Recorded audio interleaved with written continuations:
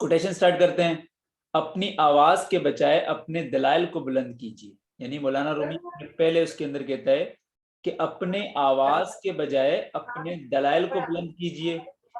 फूल बादल के गरजने से नहीं बरसने से उगते हैं, यानी कि फूल बादल के गरजने से नहीं बरसने से उगते हैं। तो इस कोटेशन में हमें क्या मिल रहा है? ठीक हो गया। तो हम इस पर आते हैं। तो सबसे पहले अपनी आवाज के बजाय अपने दलाइल को बुलंद कीजिए। हमारी अक्सर इस चीज को मैं भी प्रैक्टिकली बड़ा ऑब्जर्व कर रहा हूँ, यानी कि मैं सबसे बड़ी ऑब्जर्वेशन अपने सेल्फ की दूंगा कि जब हम आपस में बहस किया करते थे, डिस्कशन किया करते थे, even I discuss with my family and I discuss with my friends, तो जब भी मैं इनसे बात करता तो इसके अंदर दलाइल बहुत कम होते हैं, आवाज ज्यादा होती, बातें ज्यादा होती, दलाइल कम होते। Even as compare with me, as compare with my society. So जो रियलिटी मेरे अंदर है वो तो सोसाइटी से आई हुई है। ये फैक्ट्स हमारी सोसाइटी में पाए जाते हैं जो उससे मेरे अंदर आए और इस तरह की प्रॉब्लम्स क्रिएट हुई। चूंकि ये एक बहुत रियलिस्टिक गुफ्तगू हो रही है, बहुत रियलिस्टिक फैक्ट है हमारी सोसाइटी का, यानी कि आज हम कोलैप्स कर रहे हैं। उसकी सबसे बड़ी वजह ये भी है कि हम अनप्रोफेशनली किसी भी चीज, किसी भी टॉपिक को टच करते हैं और उसके ऊपर अपने आप को ग्राउंड में ले आते हैं और उसके ऊपर डिस्कशन शुरू कर देते हैं। तो रूमी क्या कहते हैं कि अपनी आवाज के बजाय अपने दलाइल को बुलंद कीजिए। फूल बादल के गरजने से नहीं बरसने से उगते हैं। यानी कि सिंपल इज दैट के जब भी फूल उगते हैं तो आसमान से जब भी बादल आते हैं तो उन दरख्तों पर लगते हैं, उन फूलों पर, तो एंड देन अंदर से फूल निकलते हैं, जमीन पर आता है। तो कहने का मकसद ये कि अमल के अंदर, यानी कि दलाइल के अंदर गुफ्तगू कीजिए, अमल के अंदर वो बताइए कि भाई आप बात ठीक कर रहे हो, आप हक पर हो, आप दलाइल पर हो, आप सच पर हो। अक्सर आपने देखा होगा सियासत पर लोग बात कर रहे होते हैं, भाई आप मुझे सिर्फ एक बात बताएं, आप मुझे बताएं या जो हमारी सोसाइटी के लोग बताएं कि जो पहला लफ्ज सियासत है ये कहां से आया, इसकी ये कहां से आया, पहली बार सियासत कहां पर हुई, गवर्नेंस की तारीख क्या है, सदारती निजाम की तारीख क्या है, पार्लिमानी निजाम की तारीख क्या है, सियासत शुरू कहां से हुई थी, मुआशरे क्या होते हैं, सोसाइटीज क्या होती हैं, एक सदर को कैसा होना चाहिए, और इस तरह की दुनिया के अंदर जो डिफरेंट निजाम आए थे, इंपीरियलिस्ट वाला निजाम था, साम्राज्यत थी, ठीक है, कॉलोनियलिज्म था, ठीक है, उसके अलावा सोशलिज्म था, कम्युनिज्म था, खिलाफत थी, ऑल टाइम डिफरेंट निजाम आए, डिफरेंट चीजें आई, लेकिन हम क्या करते हैं कि हमारे पास किसी भी चीज के अबाउट कोई इंफॉर्मेशन नहीं होती, एंड देन क्या करते हैं कि यार नवाज शरीफ ठीक आदमी है और इमरान खान ठीक आदमी है। इवन हम सियासत पर अपने से बड़े बड़े टॉपिक्स को टच कर रहे होते हैं, हमें उसके अबाउट इंफॉर्मेशन नहीं होती, यानी दलाइल में कुछ नहीं होता और शोर ऐसे मचा रहे होते हैं कि हमसे बड़ा सियासतदान, हमसे बड़ा डॉक्टर, हमसे बड़ा इंजीनियर और हमसे बड़ा मुकालम निगार कोई नहीं। So that was a fact. तो ये रूमी कब, आज से कितने 100 साल पहले ये रूमी बात कर रहा था, यानी किस लेवल का वो बंदा था, किस लेवल की इंटेलेक्चुअल पर्सनालिटी थी मौलाना रूमी। और बड़े मजे की बात के मुसलमानों को अगर इस तरह के लोग मिले, यानी रूमी जैसे लोग, इब्न अल अरबी जैसे लोग, इतने बड़े अगर इंटेलेक्चुअल्स आपको मिलते हैं, ठीक है, शेख इब्न तैमिया जैसे लोग, इतने बड़े सूफी अगर आपको मिले, और उसके बाद भी मुसलमानों का सूफी, इतना बड़ा सूफी, इतनी बड़ी रियलिस्टिक गुफ्तगू करने वाला आदमी मौलाना रूमी, और वो किस दौर में ये बात कर रहा था। तो ये इतने बड़े बड़े लोग हमें मिले, लेकिन अनफॉर्चुनेटली आज हम न रूमी को जानते हैं, न रूमी के कैरेक्टर को जानते हैं, न रूमी को कभी स्टडी किया। काश अगर हमने रूमी को स्टडी किया होता तो आज हमारा ये हाल ना होता। तो इस पर जो मैंने कहा कि ये बड़ा इंपॉर्टेंट टॉपिक था, सो इस पर बात करना बड़ा जरूरी था। तो आपको क्या लगता है कि इसके साथ क्या होना चाहिए, यानी कि जो बात मौलाना रूमी की कोट है, बड़ी पॉपुलर कोट है ये उनकी, तो कैसे देखते हैं, आपके पॉइंट ऑफ व्यू क्या है इस पर? मेरा पॉइंट ऑफ व्यू, सबसे पहले मेरी आवाज आ रही है? यस यस, आपकी आवाज आ रही है। तो मौलाना रूमी तो यार बहुत बड़ी शख्सियत थे और वो बहुत बड़े सूफी थे। तो हमारी कोई औकात नहीं कि हम उनके पॉइंट ऑफ व्यू को एज इज इट इज जिस तरह उन्होंने कहा उसको डिस्कस कर सकें। वेरी पर हम गुड। एज अ स्टूडेंट कोशिश करेंगे कि खुद समझने की कोशिश करेंगे। यस और जहां हम लैग करेंगे तो आप भी, और ये वीडियो अभी यूट्यूब पे जाएगी शायद, तो यस। हमें नीचे कमेंट कर दिएगा कि हम कहाँ लैग कर रहे हैं। क्योंकि एज अ स्टूडेंट तो फिर बंदों को टॉपिक छेड़ने पड़ते ना, भले जितने बड़े हों, तो हम कोशिश करेंगे। सॉरी टू कट, आपने भी एक बात की, थोड़ी सी पहले बात की, वो बात आपने कही, बड़ी जबरदस्त बात कही, यानी कि हम कौन होते हैं कि रूमी को मतलब इस तरह से उसको उसके अगेंस्ट जाने वाले, या उनकी इस पॉलिसी के अगेंस्ट जाने, इसकी कोर्ट के अगेंस्ट जाने वाले, जबकि हम एक स्टूडेंट हैं, तालिब इल्म में, लर्निंग स्टेज पे हम सीख रहे हैं। जब हम उस स्टेज पे आ जाएंगे तो हम उनकी रियलिस्टिक प्रैक्टिकली उसकी रद्द करेंगे। यानी पहली चीज तो आपने ली ना, पहली चीज तो सीख लिया आपने, आपने इसको ऑन किया कि भाई बंदा है, बात कर रहा है, इस पर रिसर्च करूंगा, पढ़ूंगा, तहकीक करूंगा, जानूंगा, एंड देन जब किसी एक रिजल्ट पे पहुंचूंगा उसके बाद मैं इसकी रद्द करूंगा। बड़ी मजे की बात, मैं इवन इस्लाम से रिलेटेड बात करूंगा तो काफी लोग हैं जो जनाब हजरत उमर रजी अल्लाह तआला अन्हु को 14वीं सदी के अंदर आकर वो, यानी 14वीं सदी मीन्स 1400 साल पहले, हम हिजरी की बात करें, मदीना की हिजरत के बाद जो 1400 साल गुजरे हैं, तो आज 1400 साल के बाद हमारा इल्म का लेवल क्या है, हमारी प्रैक्टिकली हम कितने बड़े, हमारा ग्राउंड क्या है, और हम उस आदमी को कि जो 3 बरआज़म के ऊपर हुकूमत कर चुका था, रोमन और पर्शियंस को शिकस्त दे चुका था, इतने बड़ी एम्पायर्स को उन्होंने शिकस्त दी थी, छोटी सी फौज लेकर गए थे और इतने बड़े एम्पायर्स को शिकस्त दे दी थी। इवन रसूलुल्लाह सल्लल्लाहु अलैहि वसल्लम के दौर के अंदर जो है ना रोमन फतह हो सके ना पर्शियंस फतह हो सके थे, लेकिन रसूलुल्लाह से बड़ी कायनात में कोई बड़ी शख्सियत नहीं है, इतनी बड़ी पर्सनालिटी जिसको पूरी दुनिया ने ऑन किया है। इवन कम्युनिस्ट उसको ऑन करते हैं, उसको मीन्स रसूलुल्लाह सल्लल्लाहु अलैहि वसल्लम को। रोमन्स ऑन, अपना कम्युनिस्ट उसको ऑन करते हैं, सोशलिस्ट उसको ऑन करते हैं, ये इंपीरियलिस्ट, कैपिटलिस्ट, फ्यूडलिस्ट, जितने बड़े निजाम, जितने बड़े निजामों के मानने वाले लोग, जितने बड़े इंटेलेक्चुअल्स, जितने बड़े मुकालम निगार, जितने बड़े तज्जिया नगार आप उठाकर देख लो, दुनिया और रसूलुल्लाह की बात करती है। इवन आपका आज का इंटरनेट का गूगल, यानी आज भी जाओ गूगल पर सर्च करो तो दुनिया की सबसे कामयाब शख्सियत मोहम्मद रसूलुल्लाह को पाओगे आप। यानी कि जो बात मेरा अल्लाह 1400 साल पहले कर रहा था कुरान के जरिए से, कि उसको इमाम अल अंबिया बनाया था और बैतुल मक़दिस के अंदर उन्होंने जमात कराई थी तमाम अंबिया इकराम की, तो वहां पर उन्होंने लीड किया था अंबिया इकराम को, तो उस बात को गोरे ने ऑन किया, यानी कि उसको दुनिया के डिफरेंट नफ्सियात, डिफरेंट इंटेलेक्चुअल्स ने ऑन करके बताया कि वाकई में ये लीडर था, यानी इसने कायनात के इंसानों को लीड किया, वाकई में प्रैक्टिकल इसने इस कायनात के इंसानों को लीड किया। तो आज अगर उसका एक तालिब इल्म जनाब उमर बैठता है, उसकी अपनी गवर्नेंस थी और उसने लीड किया, रोमन्स को शिकस्त दी, पर्शियंस को दी, एक ग्रेट इंटेलेक्चुअल सोसाइटी बनाई कि जहां पर गुर्बत का खात्मा हुआ और बहुत सारी चीजें हुई। क्योंकि हमारा टॉपिक ये नहीं है, जरा मैं इसको रिलेट करके आऊंगा ना, वही मैं कह रहा हूँ कि आपके पास नॉलेज तो इतनी ज्यादा है कि कहीं से भी निकल जाते हैं आप। हाँ, तो तो टॉपिक हाँ, नहीं है, तो प्लीज मैं दोबारा प्लीज टॉपिक पर प्लीज आऊंगा ना। आप टॉपिक पे स्टिक रहिए प्लीज। हाँ, तो मैं वो इसलिए क्यों गया था कि जरा उसको एक्सप्लेन करके बता रहा था कि जब जब हम टॉप टू द पॉइंट आते हैं कि जनाब उमर रज़ी अल्लाह तआला अन्हु को आज का एक मौलवी बैठे, मैं आपको मजे की बात बताता हूँ ना यार, देखो इमरान खान है या कोई भी दुनिया की गवर्नेंस में एज ए आप मौलाना रूमी के बारे में बात कर रहे थे प्लीज। हाँ, रूमी की तरफ आऊंगा, लेकिन देखें कोई भी जितनी भी टाइम हमारे पास शॉर्ट है ना, टाइम पॉलिटिकल, हमारे पास 15 मिनट की फ्रेम है। बिल्कुल बिल्कुल, जितने भी पॉलिटिकल लीडर्स थे, जितने भी दुनिया में आए, जितने भी पॉलिटिकल लीडर्स आए थे, वो लीडर्स अगर उस लेवल पर पहुंच जाएं जिस लेवल पर उमर थे रजी अल्लाह तआला अन्हु, एंड देन उसकी रद्द करें तो हम मानेंगे, क्योंकि जिस तरह कोर्ट मौलाना रूमी की लिंक कर रही है बात, इसलिए मैं कह रहा हूँ कि उसने कहा कि दलाइल से जो बात करनी है, तो दलाइल से कैसे बात होगी, जब वो उस लेवल पर पहुंचेंगे उमर के लेवल पर, और उमर के लेवल पर जाकर उमर की रद्द करेंगे। एग्जांपल दे रहा हूँ क्योंकि मैं हजरत उमर की बात नहीं हो रही, ये एक प्रैक्टिकल बात हो रही जो according to our society. Even मैं इधर पाकिस्तान में आ जाता हूँ, पाकिस्तान में मैं और आप जैसा आदमी इधर बैठकर कोई दलाइल हमारे पास मौजूद नहीं, कोई सबूत मौजूद नहीं, और हम इतनी बड़ी शख्सियत की रद्द यहाँ पर बैठ कर करें, so this is not a good thing. अभी आपने थोड़ी देर पहले बात की कि हम हमारी क्या औकात है, हम के क्यों औकात नहीं, ये लफ्ज क्यों कहा आपने, ये लफ्ज इसलिए कहा कि अभी तक आपकी इल्मी स्ट्रेंथ वो नहीं है जो मौलाना रूमी की है, तो इसीलिए आप ये कि आपके पास वो दलाइल भी नहीं है, क्योंकि दलाइल तब होंगे जब आप उसके स्टैंड बाय स्टैंड खड़े होंगे, जो नफ्सियात उसकी थी, जो नफ्सियात नवाज की होगी, बराबर खड़े होगे, बराबर खड़े होकर फिर आप उसका मुआवजा करोगे, उसको कंपेयर करोगे, उसको तोलोगे, उसके ऊपर सही कमांड होगी आपको।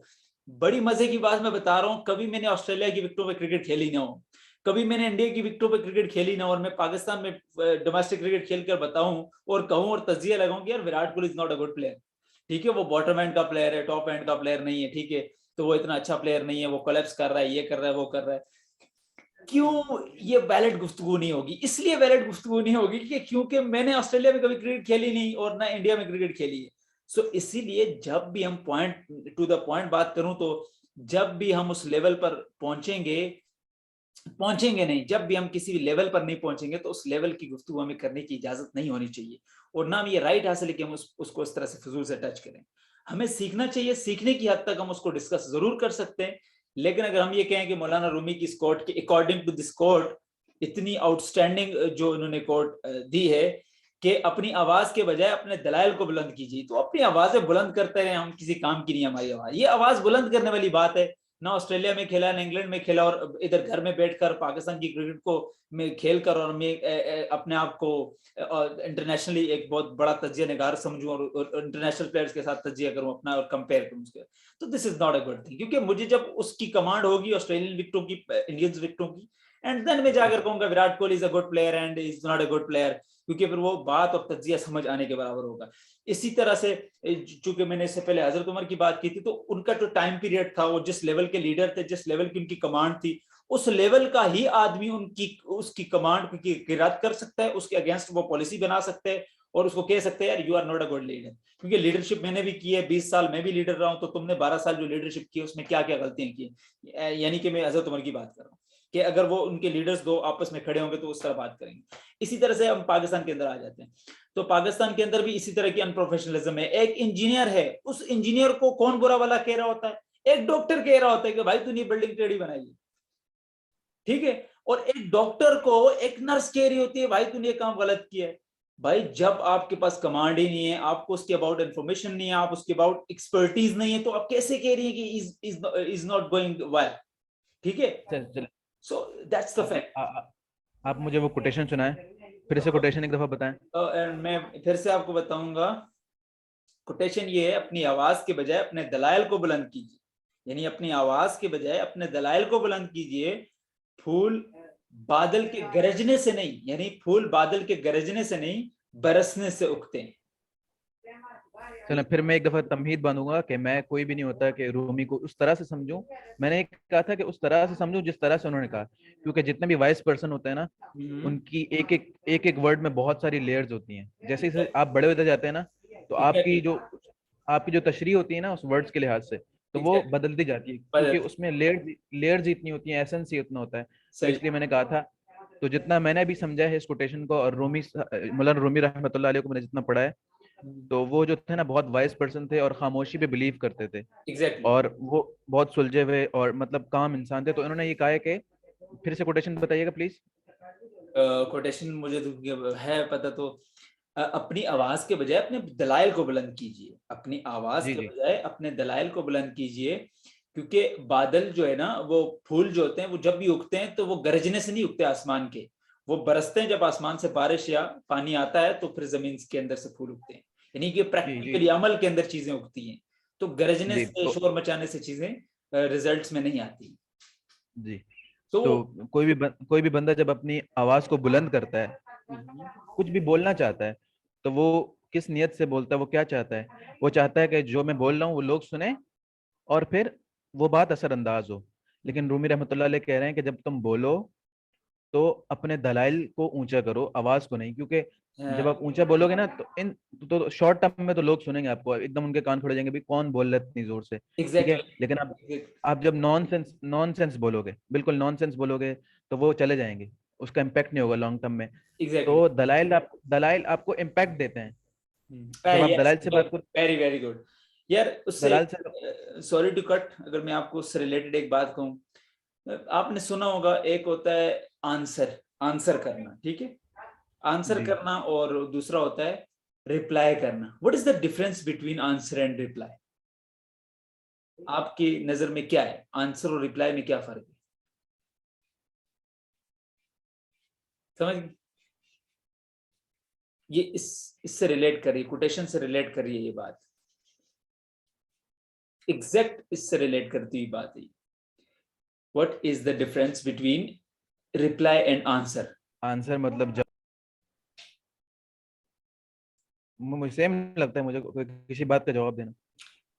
मैं आपको बताता हूँ ना, आंसर का मतलब ये है कि दलाइल। दलाइल कैसे, कि जब भी कोई बंदा, आप मुझसे पूछते हैं फजील भाई या फजील, आप इस वक्त कहाँ हैं, ये आपने पूछा, एंड मैंने जवाब दिया कि मैं एबटाबाद, दैट इज आंसर। क्यों? क्योंकि मैंने उसका एग्जैक्ट जवाब दिया, उसका रिजल्ट बताया, यानी रिजल्ट में आया, दलाइल में आया, दलाइल से जवाब दिया, ये आंसर है।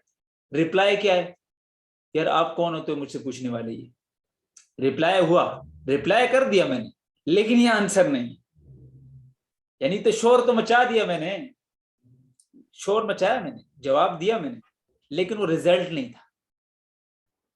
बात समझ रहे? ये मैं बहुत आसान, क्योंकि आसान गुफ्तगू करना चाहिए, क्योंकि हमारी सोसाइटी के अंदर लोग जिस लेवल की हमारी अराउंड सोसाइटी हो, तो उस लेवल की गुफ्तगू ज्यादा इजी होती है। तो रिप्लाई और आंसर में ये फर्क होता है। आंसर डायरेक्ट रिजल्ट्स देता है, दलाइल से बात करता है, और जो रिप्लाई होता है वो दलाइल नहीं होता, वो शोर होता है। चलें, तो वो कहते हैं ना कि जो फूल होते हैं वो गरजने से नहीं बल्कि बरसने से उगते हैं। तो ये बात कर रहे हैं कि अगर आप इम्पैक्ट चाहते हो तो अपने दलाइल को ऊंचा करो और वॉइस को नहीं। तो ये तो एग्जैक्ट। बात हो गई ये तो बात हो गई है, लेकिन अब मैं सवाल पूछूंगा कि कौन बंदा और कैसे जो है ना वो अपने दलाइल को ऊंचा रखे और वॉइस को नीचे रखे, वो कौन ऐसा करता है? और ऐसा अगर हम ऐसा ये चीज अचीव करना चाहते हैं, दलाइल को ऊंचा करना चाहते हैं, तो वो हमें कैसे हम करें? ये मेरे नजदीक वो ऐसे होगा कि फॉर एग्जांपल नवाज मुझसे पूछता है कि फजील यार लीडरशिप क्या होती है, व्हाट इज लीडरशिप? तो चूंकि मैंने लीडरशिप के बारे में कुछ भी नहीं पढ़ा, आई डोंट नो अबाउट लीडरशिप।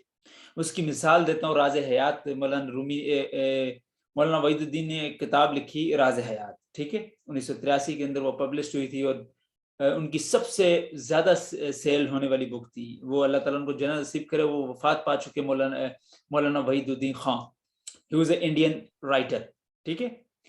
तो उनका और भी लिटरेचर है, लेकिन उनकी जो ये किताब थी राज हयात, ये बड़ी मशहूर किताब थी।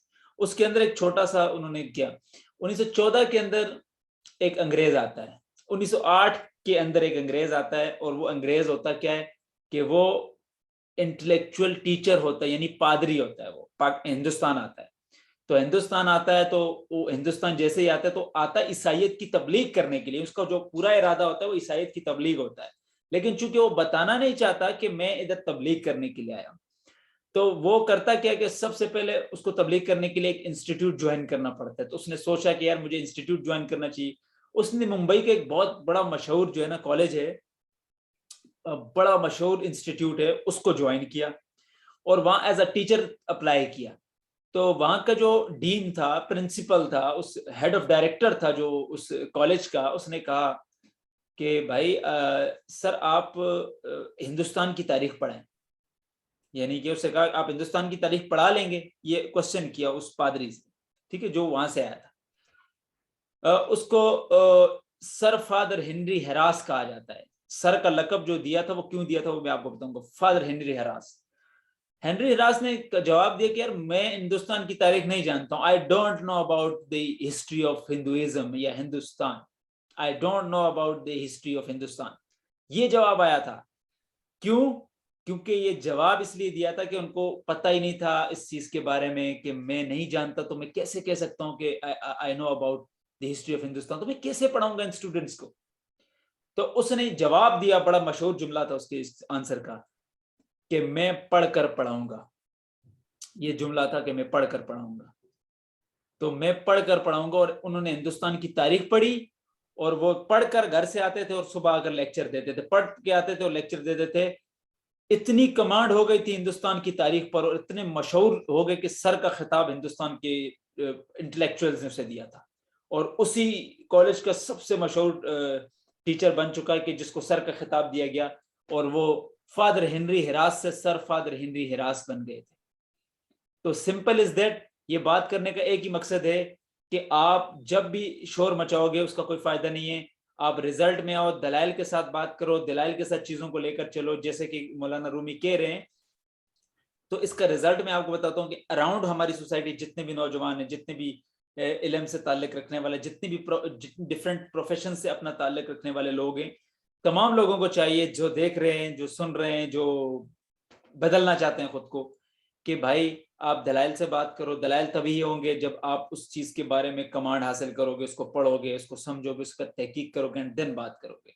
जब भी आपसे कोई कहे कि यार इस चीज के बारे में मुझे ये बताओ, ये बताओ, ये बताओ, जब आपको पता ना हो, उस पर कमांड ना हो, तो आप कभी भी उससे बहस ना करो, गुफ्तगू ना करो, कोई डिस्कशन ना करो, क्योंकि उसका रिजल्ट नहीं निकलेगा, खाली शोर मचाया जाएगा। और जब किसी चीज का रिजल्ट ना निकले तो उसका कोई फायदा नहीं है। वो फैसिलिटेट नहीं कर रही चीज, रिजल्ट नहीं दे रही, तो उसका कोई फायदा नहीं है, वक्त का ज़िया है। सो टाइम इज इम्पोर्टेंट। तो अपने टाइम को सही इस्तेमाल करें, चीजों को समझें, तहकीक करें, जानें और जानकर जिए, क्योंकि जानकर जीना ही इम्पोर्टेंट है।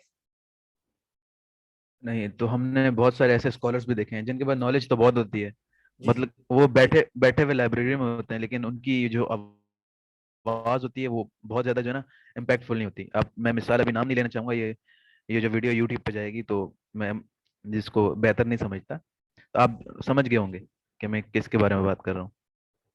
तो उनके बारे में आपका क्या ख्याल है कि यार उनके पास तो बहुत ज्यादा नॉलेज होती है, उनके पास हर चीज के दलाइल होते हैं, फिर भी उनकी जो उनका जो रवैया होता है वो ऑलमोस्ट फाइट करने वाला होता है।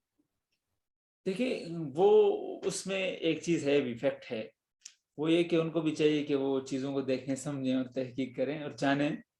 उसकी वजह क्या है कि आगे जो जो ऑब्जेक्टिव की डिमांड क्या है, इम्पोर्टेंट ये होता है, याद रखिएगा। जब आपका ऑब्जेक्टिव हो ना, उसकी डिमांड क्या है, तो ऑब्जेक्टिव उसकी। पे नहीं ना, मैं सब्जेक्टिव के बारे में पूछा है। नहीं नहीं, आपने सब्जेक्टिव के बारे में तो जरूर पूछा है। देखिए, जब आप अपने अंदर जाकर ना, अपने अंदर जाकर गुफ्तगू करते हैं ना, यानी अपने अंदर से बोलते हैं, तो वो ज्यादा इम्पैक्टफुल होता है। कहीं ना कहीं आप कोलैप्स कर रहे हैं, जिसकी वजह से वो इम्पैक्ट नहीं जा रहा। तो आपको चाहिए कि आप अपना आप का मुहासबा करें और उसके अंदर रियलिस्टिक रियलिटी लेके आए, सच्चाई लेके आएं। वो सच्चाई तभी होगी जब आप अपने दिमाग के बजाय अपने दिल से बात करेंगे, दिल से बोलने की कोशिश करेंगे। एंड देन जो ऑब्जेक्ट होगा, सबसे बड़ी बात, कि जो ऑब्जेक्ट होगा उसकी डिमांड क्या है, उसकी डिमांड के साथ आपकी बात रिलेट भी करनी चाहिए। उसकी अगर वो चाहता है कि आप एग्रेसिव गुफ्तगू करें, तो आपको एग्रेसिव बोलना चाहिए। और वो चाहता है कि आपको डिफेंसिवली बात करनी चाहिए, तो आपको डिफेंसिवली करनी चाहिए। तो ये कि उसे चाहिए कि वो इस चीज पर गौर व फिक्र करे और देखे कि कहाँ पर किस चीज की क्या जरूरत है, तो उसके हिसाब से उसे बोलना चाहिए। And that is important. I think impact ये अच्छा जो है ना, जाएगा। ये एक स्टेज होती है ना, मेरी बात सुने, मैं थोड़ी सी फिलोसफिकल बात करूंगा जैसा ये कि मैं सही, स्टूडेंट हूँ। सही सही, बिल्कुल ये सही। ये ये स्टेजेस होती हैं। एक बिल्कुल जो टीनेजर बंदा होता है ना, जो जिसमें जज्बात बहुत ज्यादा होते हैं और उसके बाद नॉलेज कंपैरेटिवली कम होती है, कम होती है, तो एग्जैक्ट वो एग्जैक्ट। लोगों की अटेंशन अटेंशन लेना चाहता है सिर्फ अपना गुस्सा दिखा के, शोर करके, क्योंकि उसके पास नॉलेज तो है नहीं। हम्म। फिर एक टाइम आता है जब आपके पास नॉलेज हो जाती है, हाँ, फिर आप जो है ना वो अपने दलाइल से बात करते हैं। एग्जैक्टली, सम टाइम, ऐसे ही ऐसे ही ऐसे ही। ठीक है, सम टाइम आप गुस्सा होते हैं दलाइल में, हम्म।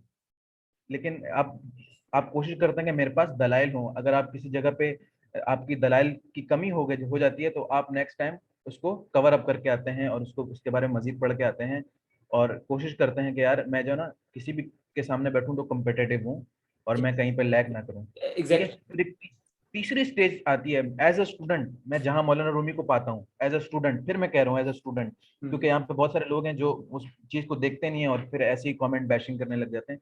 एज ए स्टूडेंट मैं जिस हिसाब से मौलाना रूमी को देख रहा हूँ, वो तीसरी स्टेज है, हाँ, जहां जहां पर वो प्रेफर करते हैं कि कम से कम बोला जाए और वो लीस्ट जगह देते हैं दलाइल को, लीस्ट जगह, और वो वेरी गुड, खामोश रहते हैं वेरी और गुड, पीसफुल रहते हैं, वेरी गुड, क्योंकि वेरी। उनको पता है, क्योंकि उनको पता होता है कि जो सब्जेक्टिव एनवायरनमेंट है, ये जो ऑब्जेक्टिव एनवायरनमेंट है, यहाँ पे दलाइल भी काम नहीं पड़ेंगे, बल्कि दलाइल का भी देखें।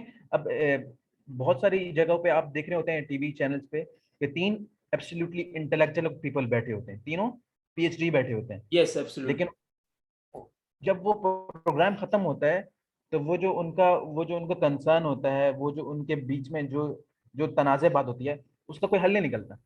इट्स मीन हल कोई इम्पैक्ट नहीं हुआ, इसने यहाँ से दलाइल दिए, इसने यहाँ से दलाइल दिए। ये इंटेलेक्चुअल पीपल हैं, इनकी कोई मैं डिसरिस्पेक्ट नहीं कर रहा, I am very respectable person और मैं इनकी रिस्पेक्ट कर रहा हूँ, लेकिन ये मैं as a psychology student, as a psychological student मैं ये देख रहा हूँ इनको कि ये स्टेजेस हैं, और जब तीसरी स्टेज पे जो मौलाना रूमी अगर होते ना वहाँ पे, तो खामोशी से बात सुनते, और अगर उनको लगता कि यार जब मैं यहाँ दलाइल दूंगा तो कोई इम्पैक्ट उसका पड़ेगा, तो वो दलाइल देते, नहीं तो वो खामोशी साधते और खामोश रहते। तो ये यार तीसरी stage yes, as a student में उससे रिलेटेड एक और बात मैं नवाज आपसे कहूँ, तो रूमी कहते हैं कि जिसके पास इल्म आ जाता है ना, तो वो खामोश हो जाता है। जी, वो कहते हैं ना खामोशी समंदर है। ठीक और है, खामोशी समंदर है। तो ये बात बिल्कुल आप ठीक कह रही हो, एब्सोल्युटली मैं आपके इस फेवर में जाऊंगा इस बात पे बिल्कुल, कि आपने एग्जैक्टली एक रियलिस्टिक गुफ्तगू की है, और मैं आपको फेवर करूंगा, क्योंकि यहाँ लोग आंसर देने के लिए रिप्लाई करने चाहते हैं, यहाँ कोई आंसर नहीं देना चाहता। तो answer is not a correct word, I think respond is very collectible person. वो उससे रिलेट कर रहा है, आप भी ठीक कर रहे हो, उससे रिलेट कर रहा है बिल्कुल। एक होता है रिएक्ट करना, एक होता है रिस्पॉन्ड करना, ठीक है ना, रिएक्ट रिस्पॉन्ड। ये न्यूटन की हाँ न्यूटन का लॉ है कि हाँ, जब आप किसी चीज को थ्रो करते हैं तो वो ऑपोजिट एनर्जी के साथ आपकी तरफ वापस आती है, उसका एक ऑपोजिट डायरेक्शन होता है बिल्कुल उसी फोर्स के साथ। एग्जैक्टली। तो ये रिएक्ट करना होता है कि जब आपने मुझे कोई बात की तो मैं उस हिसाब से, अगर आपने गुस्से वाली बात की है मुझे, तो मैं डायरेक्ट गुस्से वाली टोन में गुस्से वाली बात करूंगा, ठीक है। Yes yes. और रिस्पॉन्ड करना होता है हम रिस्पॉन्डिंग पर्सन है कि हमारे अंदर प्रोसेसर लगा हुआ है यहाँ पे, तो जब हमें कोई बात करे तो यहाँ पर प्रोसेस हो, पहले रिस्पॉन्ड एब्सोल्युटली। करना होता है, पहले पहले प्रोसेस हो, फिर उसके बाद हम उसका नतीजा निकालें कि यार ये जो मैं बात तो करूंगा इज इट वर्थ इट और नॉन, या तो फिर एब्सोल्युटली। आप उस हिसाब से उसको आंसर करोगे, तो इसको कहते हैं हाँ रिस्पॉन्ड। यस यस, मैं आपको कह रहा हूँ ना, देखिए ये जो रिप्लाई है ना, रिप्लाई रिएक्ट करने का नाम है, रिप्लाई रिएक्ट करने का नाम है, आंसर रिस्पॉन्ड करने का नाम है। आंसर रिस्पॉन्ड करने का नाम क्या है? आप गूगल पे जाओ, सर्च करो और ऊपर लिखो, क्या लिखते हो आप? लिखते हो ना कि वेयर इज पाकिस्तान, या the population of Pakistan. How to make egg. सुनो, आप लिखते हो पॉपुलेशन ऑफ पाकिस्तान, तो आपको गूगल रिप्लाई करता है या आंसर करता है? आंसर करता है ना, कि द पॉपुलेशन ऑफ जी Pakistan 22 billions, 22 billions peoples are there. तो यहाँ पर रहते हैं, यहाँ 22 बिलियंस पीपल्स रहते हैं, यानी कि उसको आपको रिप्लाई एग्जैक्ट आंसर करता है। लेकिन गूगल रिप्लाई नहीं करता। रिप्लाई में क्या होता है कि आपको थप्पड़ के बदले थप्पड़ लगेगा। अब टीचर स्टूडेंट को थप्पड़ जो मारता है, तो उसके बजाय वो रिजल्ट मांगना चाहता है। यही बात मौलाना रूमी की इस कोटेशन से रिलेट कर रही है, यानी कि जो उसको हम बार बार रिपीट किए जा रहे हैं, रिपीटेशन होनी नहीं चाहिए, लेकिन चूंकि अच्छी अच्छी बात है कि हम बार बार इसको चीज को देखें, एक बार ही देख लें, क्योंकि आज एक ही बार देख लें, तो दोबारा इसको डिस्कस नहीं किया जाएगा। इंशाल्लाह जी हमने जी। इरादा किया है। देखिए ना, गूगल प्रोसेस करता है ना, गूगल प्रोसेस करता है, अगर प्रोसेस उसके सर्वर करता है। डाउन हो, अगर उसके सर्वर डाउन हो ना और आपका इंटरनेट चल रहा हो, तो वो आपको एक एक रोड मैप देता है कि यार इस टाइम हमारे सर्वर डाउन है, और यस जो यस हमारे सर्वर डाउन है, आप कल ट्राई कीजिएगा या थोड़ी देर बाद ट्राई कीजिएगा। और यस। इसके ऑपोजिट जब आपका इंटरनेट बंद होता है, आपका इंटरनेट बंद होता है, तो आप जो है ना डायरेक्ट वो कुछ लिखते हैं तो एकदम से आपके पास आंसर आता है कि नो नेटवर्क, भाई जाओ इधर नो से, नो नेटवर्क। नो तो वो नेटवर्क। रिप्लाई होता है जब इंटरनेट चल रहा और गूगल के सर्वर जो है ना वो डाउन हो, या कोई उनमें कोई भी प्रॉब्लम हो, कोई ग्लिच हो, तो वो प्रोसेस करके आपको बताता है कि यार हमारे सर्वर डाउन है, तो आप कुछ घंटे बाद, ये मतलब कोई रोड मैप देता है कि ये गेम खेल लें या कुछ कर लें, तो वो पूरा प्रोसेस करता है। हाँ बिल्कुल, आप बात बिल्कुल, मैं वही हमने जो डिस्कस किया, तो ये इसको हमने बेहतरीन तरीके से ये अभी डिस्कस किया, कि जो आखिरी टाइम में हमने जो बात की, तो ये ज़्यादा दलाइल के ऊपर बात थी हमारी थ्रू आउट, क्योंकि ये रिलेट कर रही थी कि इसमें चीखना चिल्लाने के बजाय हमें रिजल्ट्स की तरफ जाना चाहिए, और दलाइल से बात करनी चाहिए, दलाइल से चीज़ों को लेकर चलना चाहिए। तो अच्छी बात मैं है। दो तीन मैं दो तीन पॉइंट्स भी देता चलूं, क्योंकि हम अभी टॉपिक को और ये जो एंड स्ट्रीम हो रही है करेंगे। उसमें यस। एंड करना चाहेंगे, तो मैं दो तीन पॉइंट देता हूँ कि एक जो जो अच्छा स्पीकर होता है, जो कुछ बोल रहा होता है, तो उसमें क्या निशानी होती है, उसके क्या क्लूज होते हैं कि वो अच्छी बात कर रहा है, और आप में क्या लानी चाहिए इस तरह की चीजें, आप अपनी जो कन्वर्जेशन है उसको कैसे बेहतर कर सकते हैं। फर्स्ट ऑफ ऑल देखें, फर्स्ट ऑफ ऑल जो अच्छा स्पीकर होता है ना, जो अच्छे स्पीकर को जो मैं कहूँगा, जो बहुत अच्छा स्पीकर होता है, तो बहुत अच्छा स्पीकर को चाहिए कि वो अपने अंदर से बात करे। वो अपने अंदर से जब बात करते हैं, सबसे पहले अपने आप को सामने रखे और अपने आप को दुनिया समझे और उसके अंदर से रिजल्ट निकाले, देन वो उसको को हर कोई सुनने के लिए तैयार होता है। यानी कि सबसे पहले वो सबसे ज्यादा कमांड उसको किस चीज पर होती है आपको पता है? उसको अपने सेल्फ पर सबसे ज्यादा कमांड होती है, और वो जानता है कि मेरी खुद ही के अंदर कहाँ कहाँ फैक्ट्स हैं, क्योंकि वो जो हकीकत उसके अंदर होती है वो उसको ज्यादा बेहतर जानता है। एंड देन जब वो अपने अंदर जाएगा और जाती मार के अपने अंदर डूब कर रिजल्ट निकालने की कोशिश करेगा, तो वो बेहतर तरीके से ऑब्जेक्टिव पर्सनालिटी को इम्प्रेस कर पाएगा और बेहतर तरीके से अंडरस्टैंड करवा पाएगा। सो मेरे नजदीक जो भी इंटेलेक्चुअल हो, जो भी बंदा किसी को अंडरस्टैंड कराना चाहता हो, समझाना चाहता हो, एक स्पीकर, एक इम्पैक्टफुल स्पीकर जो होता है, वो अपने अंदर से बात करे, वो किताबों का कीड़ा ना बने। यानी कि इन्फॉर्मेशन अच्छी बात है कि बुक्स पढ़नी चाहिए, और नॉलेज तो बहुत इंपॉर्टेंट है, वेरी वेरी इंपॉर्टेंट, ठीक है ना, नॉलेज बहुत इंपॉर्टेंट है। लेकिन मैं आपको ये बता रहा हूं कि जो आप जब प्रैक्टिकल होकर गुफ्तगू करेंगे, तो प्रैक्टिकल तब होंगे जब आप अपनी जात पर अप्लाई करेंगे उसी चीज को, जो अपनी जात पर अप्लाई करेंगे, एंड देन जो आपको रिजल्ट मिलेगा वो बड़ा रियलिस्टिक रिजल्ट होगा। तो वो थ्योरी नहीं होगी, वो रिजल्ट होगा, प्रैक्टिकल होगा वो, तो प्रैक्टिकल गुफ्तगू होगी।